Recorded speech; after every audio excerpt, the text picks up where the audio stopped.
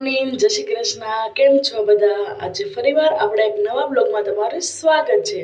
જો મસ્ત નાઈને તૈયાર થઈ ગયા છીએ અને ચોટાણે વાગવામાં થયા છે 10:15 નહીં પણ 10:30 જેવું થયું છે.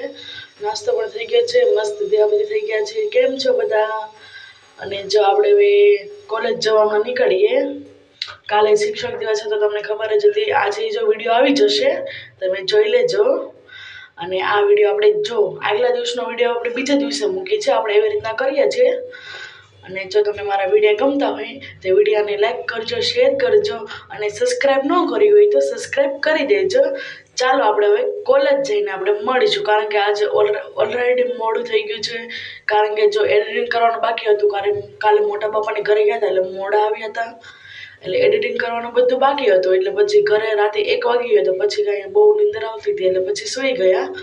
પછી આપણે સવારે વહેલા ઉઠીને એડિટિંગ કર્યું છે. બહુ વાર લાગે, એમાં પણ તમને ખબર જ છે એડિટિંગ કેટલી વાર લાગે. અને ચાલો હવે આપણે કોલેજ જવા નીકળીએ. કોલેજ જઈને પછી આપણે તમને મળીશું. બાય. ના દાદા શું કરો? Good morning. દાદાને આવડે? શું હાલે બાકી? વરસાદ હમણાં બહુ છે કા?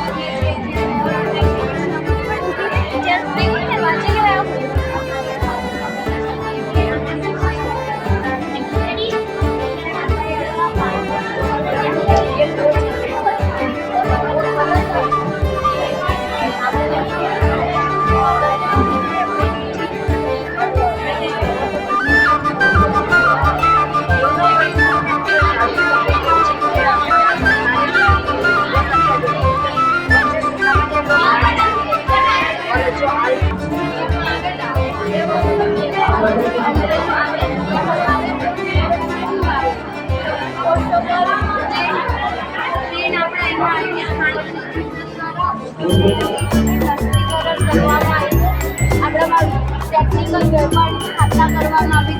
ગ્લોબલ સ્પર્ધા વચ્ચે અંગ્રેજો કારણે જે ઇન્ડિયન પબ્લિક એટલું બધું સ્ટડી લેવલમાં હાઈ નહોતું એ ટાઈમ.